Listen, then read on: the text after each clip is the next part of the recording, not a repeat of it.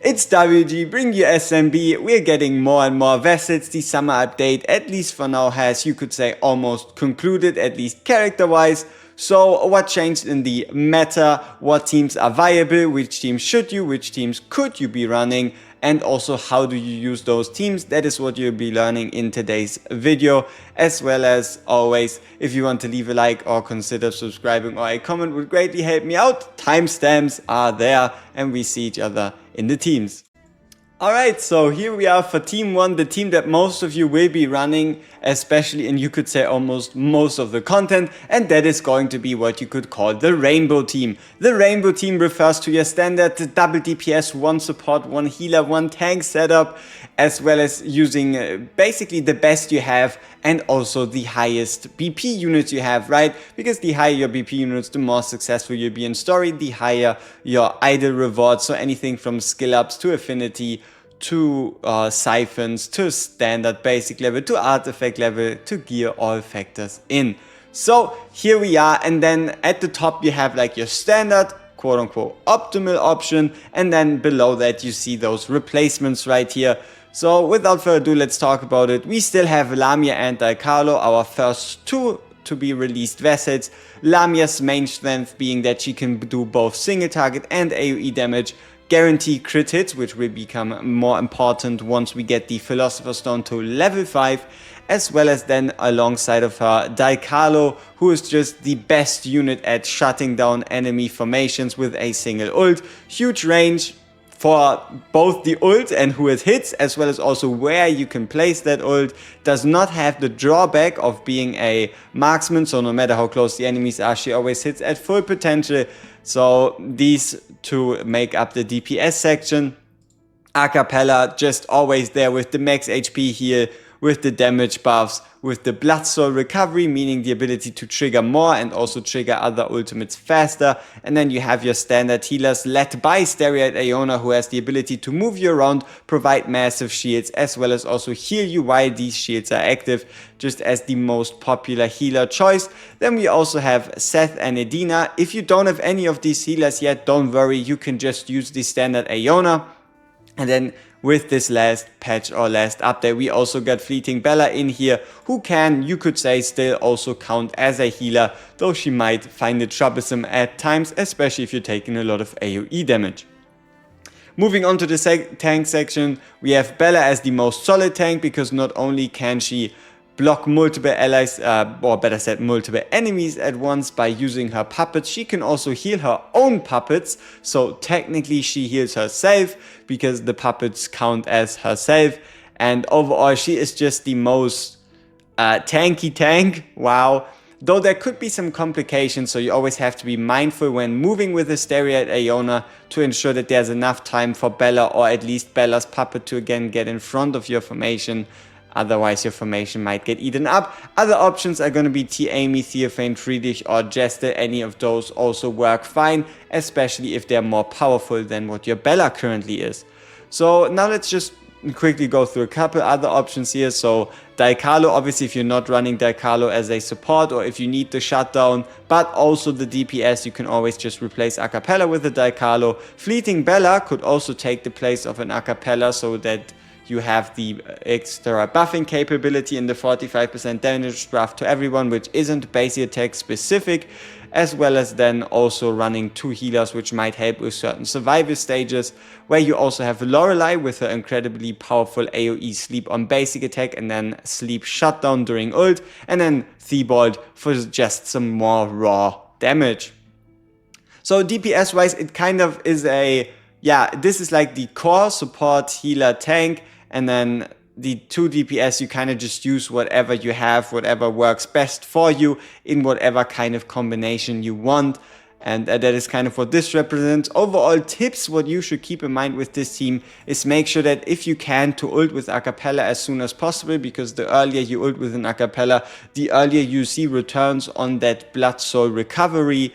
And if you are using a Daikalo, make sure you use her to shut down any single channel, any single charge, everything where there's like a loading bar. Make sure you shut that down with that Daikalo.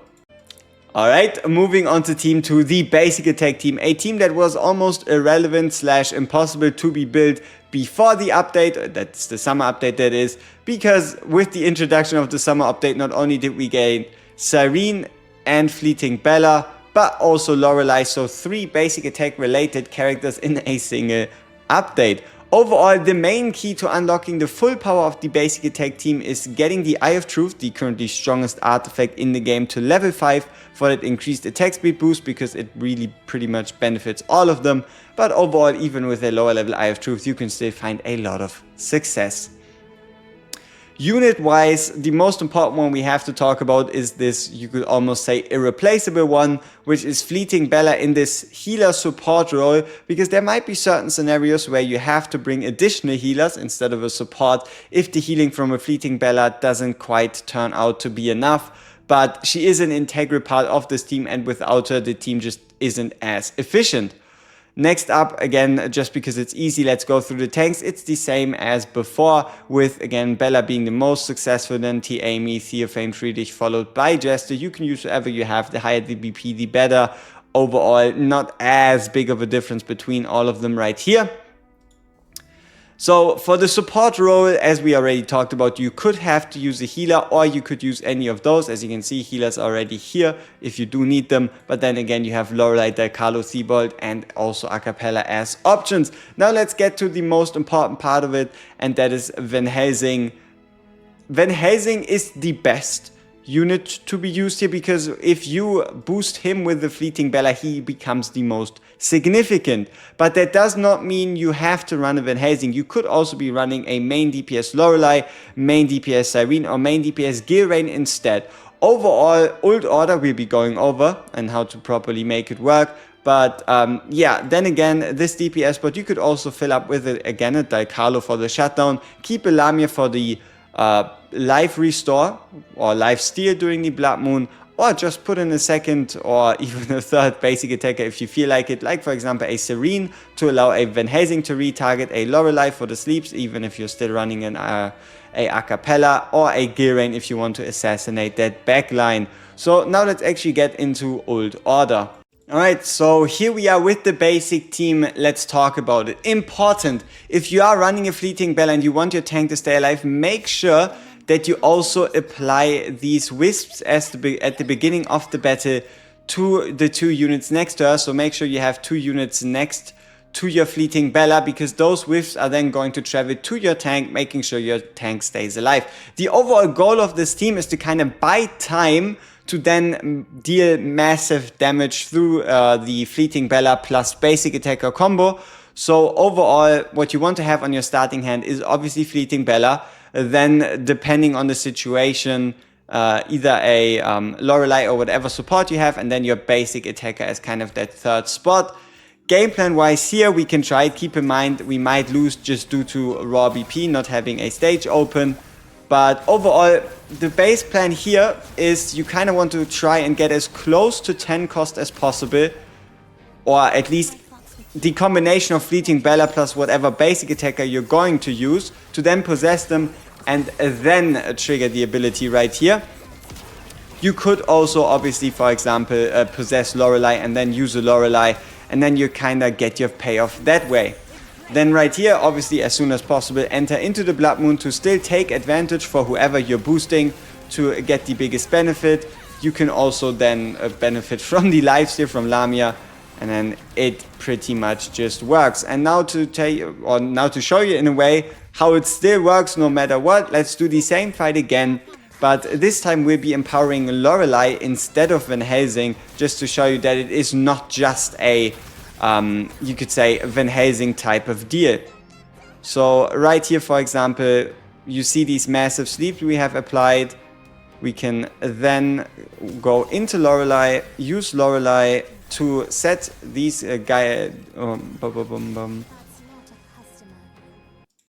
Concluding tips might just come down to the fact that no, you don't always need to ult with the Van Helsing. You can also empower a Lorelei, you could empower a Cyrene, you could empower a Gilrain. You might also, especially if you are relying on a Van Helsing, be forced into awkward situations, like for example getting attacked from both sides. You might even have to place Van Helsing behind teammates, which is then to a degree a sacrifice you have to take, or Van Helsing just isn't fit to be used in the stage, and then that is just the way it is.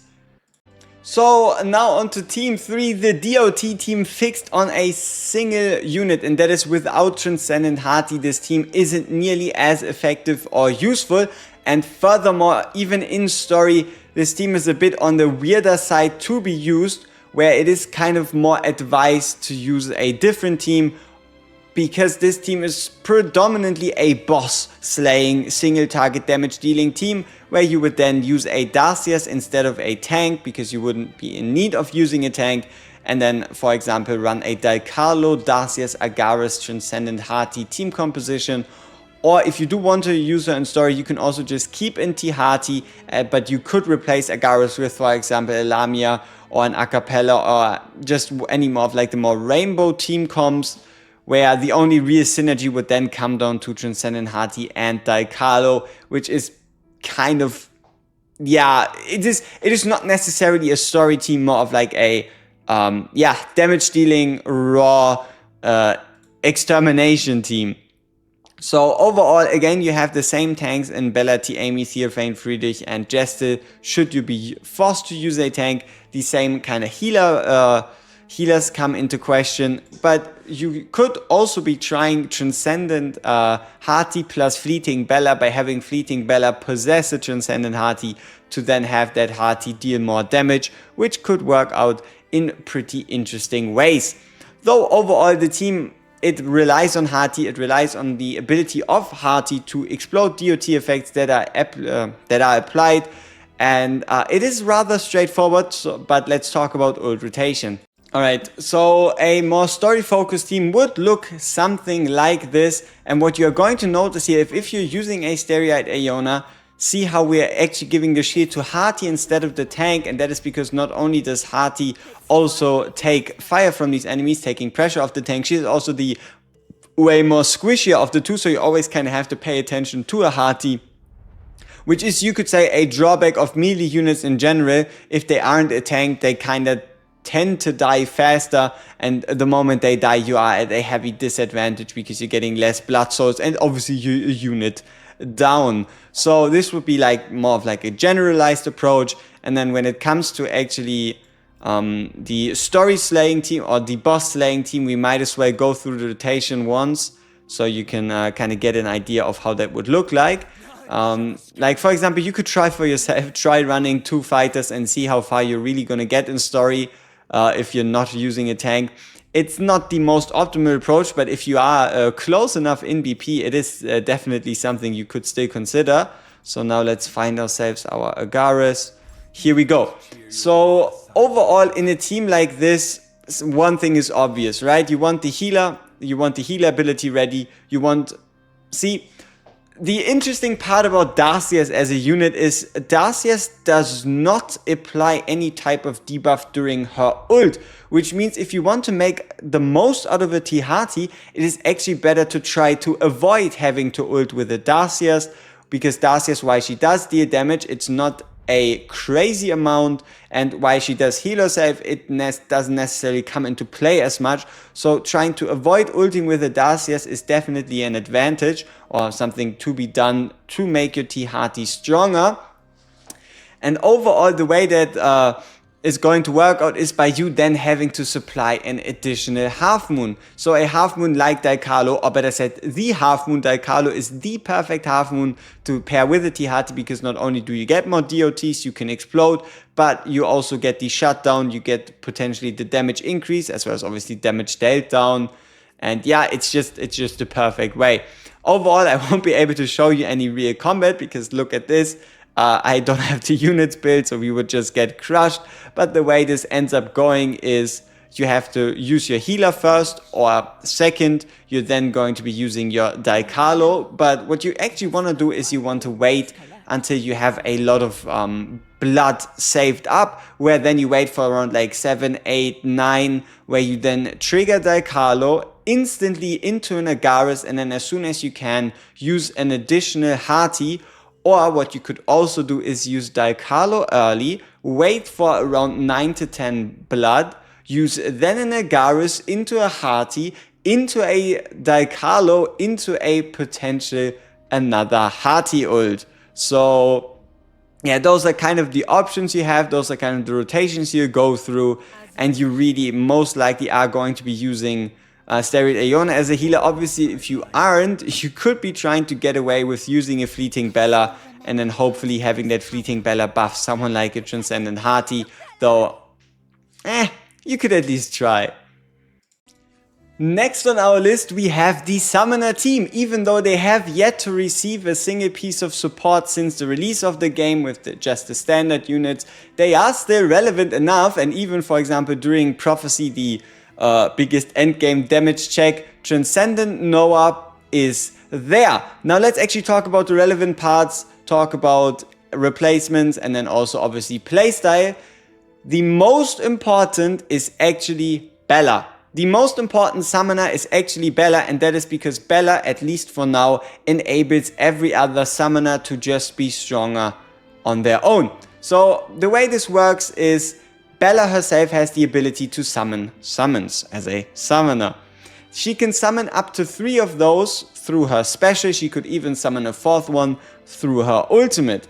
Transcendent Noah and Cecia do interact with the amount of summons, in for example Cecia requiring more than 3 summons being on the field to get her increased ultimate, while Noah can actually gain his own summons by having summons die or just time out. So what ends up happening is Bella summons a summon, and then after the duration of the summon runs out, the summon disappears, but that counts as a death for Noah, which means Noah gains a summon behind himself, which empowers him, his kit, and his ultimate.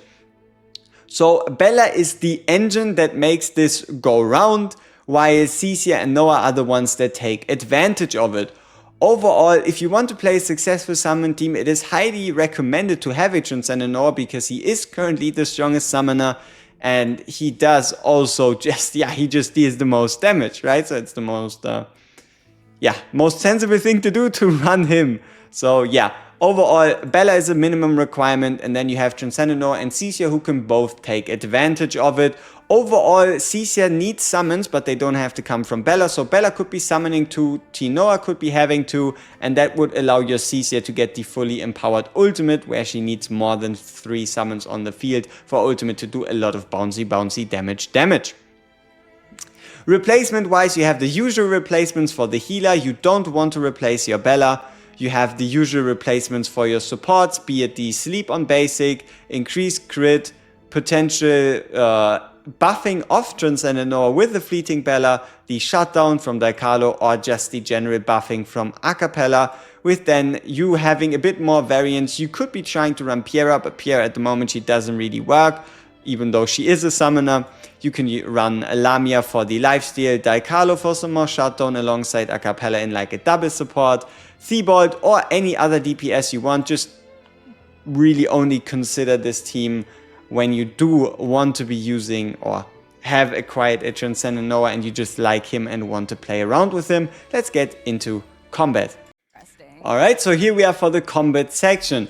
Overall, what you really want to have on your hand is either your healer's ability or technically your Bella's ability, because if you summon Bella, not only do you get an additional summon that helps both Noah and Cecia, but you also get a target that can stun on drop down as well as retarget enemies, taking off the pressure off of your tank if she's struggling to survive. Then you want your Half Moon, whoever you actually came up with, and then you either start off with a Cecia when you have enough summons on the field and then use a Noah, or use a Noah and then a Cecia, or just a Noah and instead of running a Cecia you could be having anything else on the field.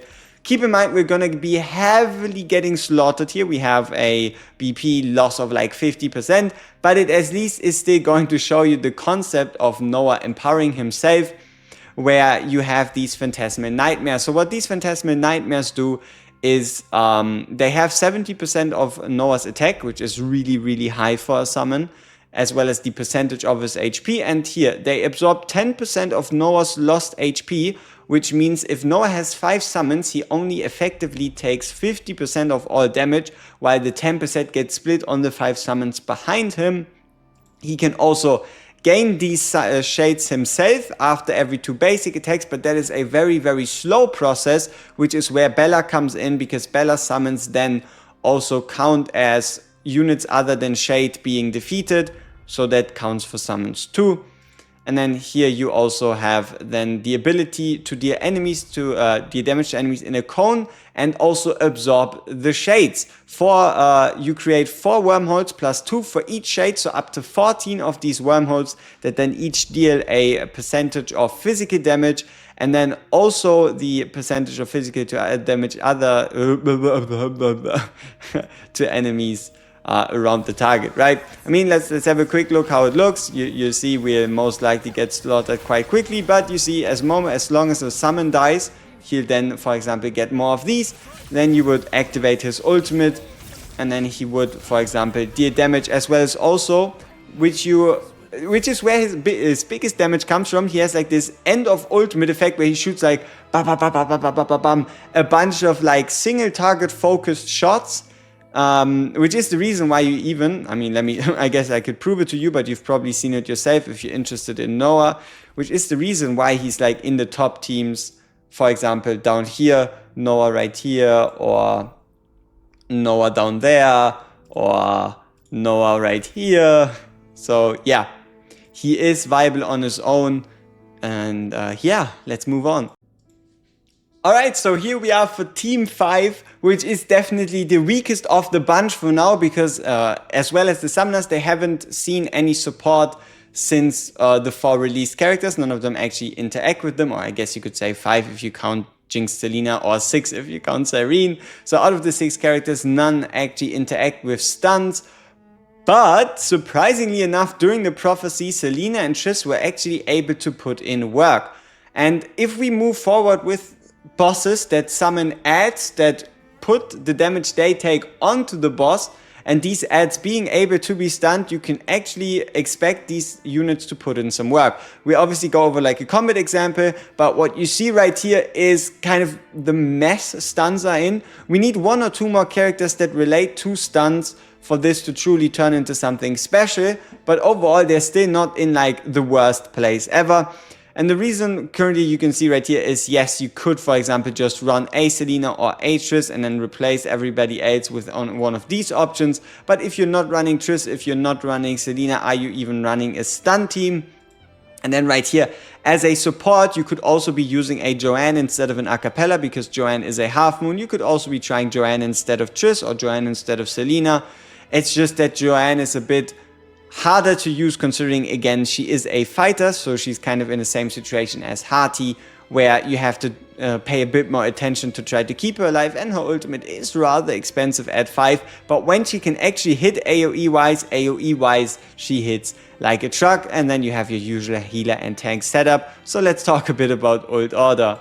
Something to be kept in mind is that the moment you unlock Poseidon Skulls level 5, this extra damage is also going to be working on these stun related units, because it is a control effect, or to some degree even a debuff effect, which means that just ends up being normal, natural damage increase to your stun comp. Alright, so here we are for the stun combat example. I decided to just use the prophecy that is currently running, because my Triss and my Selena aren't leveled, and it would be very sad gameplay wise. So yeah, overall Ult Order, what is important is you want to make sure you get your half moon out, be it a fleeting Bella, be it a supporting healing ability, being a tank ability. Then you want to get your half moon out in, for example, an Acapella or the like. And then you want to use a Triss ult rather than a Selena ult, because the Triss ult doesn't need any build up, while a Selene ult or Selena ult actually depends on how many stuns you can inflict. So the way this looks like is we're just going to go in, we're going to give ourselves some more recovery, we're going to give ourselves some more buffs, also move back right here. And then if you pay attention to above Selena, you kind of see this like tracker where currently she has 2 arrows, Now, if we were to use, for example, Triss's ability on this right side guy, you'll see how she'll be able to inflict a stun on him. We also now have 6 stacks, almost 8 stacks now on Selena. And then for Selena, what we want to wait for is pretty much for her to get that 10th stack. And then the moment she does, something that is important to try and keep in mind here is you really don't want to be attacking an already stunned enemy so that you can further inflict stuns, trigger both Selena's and Triss's talents. So if you can, you don't want to stun the same target twice in a row. So for example, we stun one guy right here. Then obviously we have to just play the mechanic a bit, but then we can also again apply a stun over here. Continue on, and you see how Selena's already back up to 9 stacks. The moment she goes to 10, we can again use her ability, get some nice damage in, move back. And yeah, surprisingly enough, they are able to put out decent numbers. So as long as the target isn't immune to stuns, which at least for this boss specifically isn't the case, but it is to a degree the case for like the final chapter bosses, which are the ones that stick in the mind the most. Like, luckily enough for us, even during the story, you encounter a lot of golden enemies, but golden enemies only signify elites, and they don't usually tend to be immune to stuns or even morphs, so you can always find use for stuns. It's just we need 1 or 2 more units of stun support for this to truly become a viable team.